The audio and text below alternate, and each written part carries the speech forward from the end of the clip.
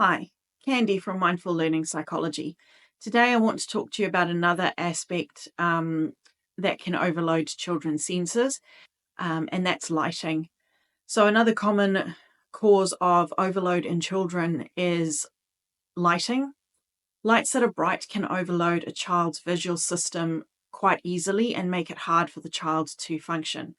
Flashing lights are a particularly easy thing to overload systems in terms of lighting overload. The lights tend to flash a little bit too fast, and the colors in some cases can change too fast for the child's brain to process.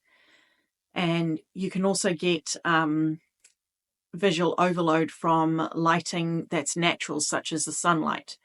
So a child can walk outside and the brightness outside for them can increase hugely and very easily overload their system and enable them to not be able to function. In classrooms, lighting is less likely to be a factor in terms of overloading the visual system, but what is likely to be a factor in overloading the visual system within classrooms is the busyness of the classroom. So that can be the amount of work displayed on classroom walls, the amount of work hung up in classrooms, things like that can overload children's senses visually in classrooms as opposed to lighting. So in order to reduce visual overload, there's a few things that we can do. You can use sunglasses, tinted glasses, or hats when you're outside. That will help to reduce the glare and the brightness of the sun if you're sensitive to light and reduce the ability to overload your sensory system.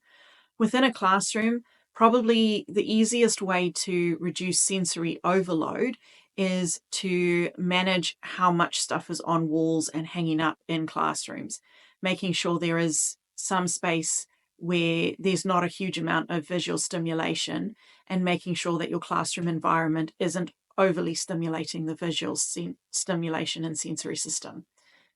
So yeah, have a look at those things and see how they go. Like and subscribe for more.